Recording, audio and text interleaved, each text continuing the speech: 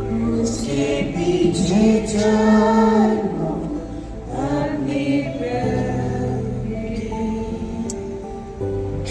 यही ना सोचा मेरा संसारिक पर मसीह की मर्जी ना सो शक्तिगत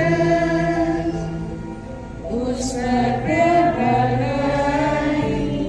होएगा शैतान मंडली की आश्रय यीशु शक्तिमान चलो सिपाहियों पापी पापी से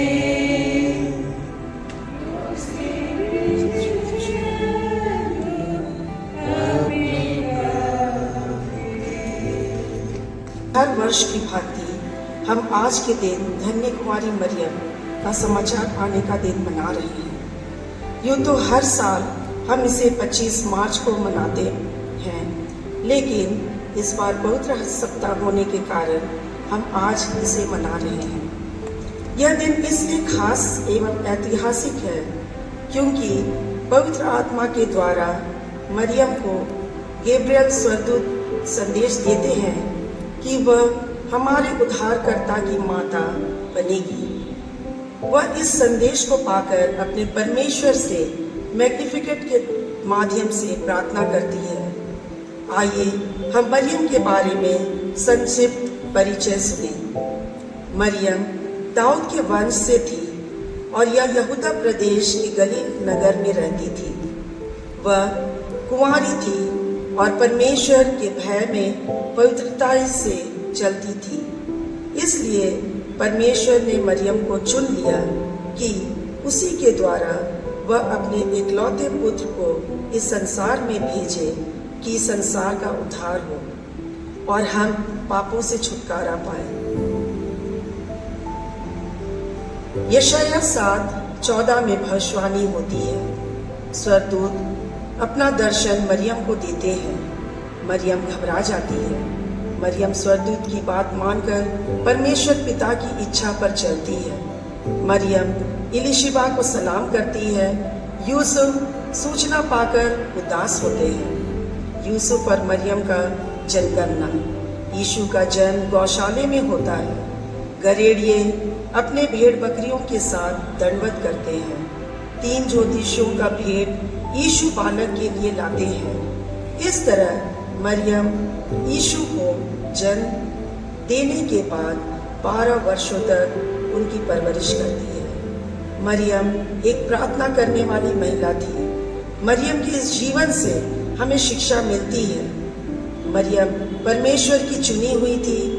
मरियम निडर और हिम्मत वाली थी क्योंकि उसको परमेश्वर पर विश्वास था, जैसा कि हम रोमी 10 उसका 12 से 11 में पाते हैं। मरियम यात्रा से भी नहीं डरती थी।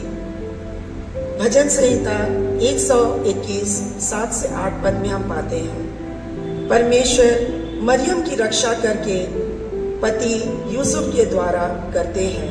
मत्ती 1:19 से 21 पद में। जिस तरह से हम यूहन्ना 3 उसका 16 में पाते हैं, परमेश्वर ने जगत से ऐसा प्रेम किया कि उसने अपना इकलौता पुत्र दे दिया ताकि जो कोई उस पर विश्वास करे वह नाश ना हो परंतु अनंत जीवन पाए। आइए हम मरियम की इस दया और याचना और साथ ही साथ उनके जीवन के बारे में सुनते हुए हम ईश्वर पिता से उनके लिए प्रार्थना करें और हम सभी पिता परमेश्वर से प्रार्थना करें कि मरियम की तरह हम भी परमेश्वर का भय मानने वाले होने पाए। आमीन। मरियम के समाचार पाने का दिन बहुत बहुत मुबारक हो। परमेश्वर पिता का धन्यवाद हो कि इस वर्ष भी हम धन्य कुमारी मरियम के समाचार पाने के दिवस को हम मना पा रहे हैं। यह दिवस हम मसीहियों के लिए एक महत्वपूर्ण दिवस है।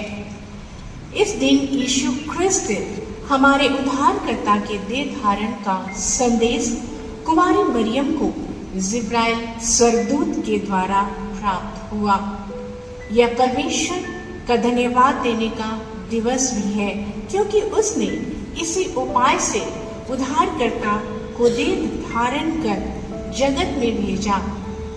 मरियम को अपनी योजना का माध्यम बनाया। परमेश्वर ने अपनी उद्धार की योजना को पूर्ण करने के लिए कुमारी मरियम को चुना। नया नियम में सबसे अधिक महत्वपूर्ण मरियम यीशु की माता है। यह सब स्त्रियों में सबसे अधिक धन्य है, क्योंकि परमेश्वर ने उसे यीशु की माता होने के लिए चुना। जब परमेश्वर ने मरियम पर यह बात प्रकट की थी, तब मरियम गलील के नासरत नाम एक नगर में रहती थी और विवाह के लिए उसकी मंगनी वहां के यूसुफ नाम एक स्थानीय बढ़ई से हो चुकी थी।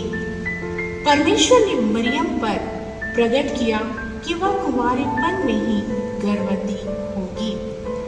ऐसा परमेश्वर की सृजन शक्ति की सामर्थ्य से होने के कारण वह बालक अद्भुत होगा। यद्यपि वह मानवीय देह धारण करेगा, फिर भी वह परमेश्वर का पुत्र होगा। इसके विषय हम लूका रचित सुसमाचार पहला अध्याय 30 से लेकर 35वें वचन में हम पाते हैं। मरियम ने बिना प्रश्न पूछे परमेश्वर की इच्छा को स्वीकार कर लिया, जैसा कि हम लूका रचित सुसमाचार पहला अध्याय उसके 38वें वचन में पाते हैं। उसने परमेश्वर की महिमा की कि उसने एक छोटे परिवार से एक साधारण व्यक्ति को चुना कि वह संपूर्ण जगत के लिए आशीष का साधन बने। इब्राहिम और दाऊद को दी गई अपनी महान प्रतिज्ञाओं को परमेश्वर इस बालक के द्वारा पूरा करने को था, जिसके विषय हम लूका रचित सुसमाचार पहला अध्याय 46 से लेकर 56 पदों में पाते हैं। मरियम मूसा की पुस्तकों, भजनों और नबियों के लेखों के द्वारा परमेश्वर को भली भांति जानती थी। उसके हृदय में प्रभु परमेश्वर के प्रति गहरी श्रद्धा थी, क्योंकि वह जानती थी कि उसने इतिहास में उसके लोगों के लिए क्या क्या किया था। वह जानती थी कि उसने न केवल संपूर्ण राष्ट्र के लिए ही, परंतु वह व्यक्तियों के लिए भी क्या क्या किया था। वह उन लोगों के प्रति उसकी दयालुता को जानती थी जो उसका सम्मान करते थे, और यह कि परमेश्वर ऐसे लोगों के द्वारा कार्य करना पसंद करता है। हमने इस पवित्र संस्कार को विश्वास के साथ ग्रहण किया है, इसलिए हम परमेश्वर को धन्यवाद दें। प्रार्थना करें। हे सब शक्तिमान परमेश्वर, हम तुझको धन्यवाद देते हैं कि तूने अपने पुत्र यीशु ख्रिस्त की देह और रक्त का भोजन से वितरित किया है और उसी के द्वारा अपने आप को जीव प्रदान करने के लिए तेरे समूह को अर्पण करते हैं। यह बरते कि हम तेरे पवित्र आत्मा के सामर्थ्य से परिपूर्ण होकर यहाँ से विदा हों, अपने जीवन तथा सेवा के द्वारा हर समय तेरी महिमा प्रकट करें।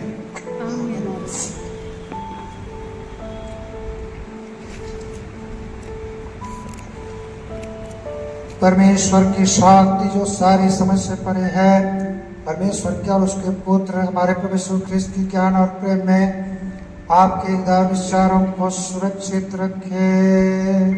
आओ सब शक्तिमान परमेश्वर पिता, पुत्र और पवित्र आत्मा की आशीष आप पर हो और आपके साथ सदा रहे।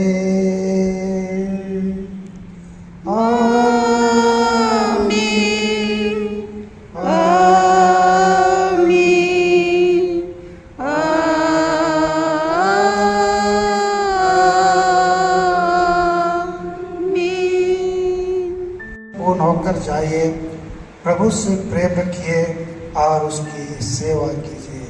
ख्रिस्त के नाम में आमीन।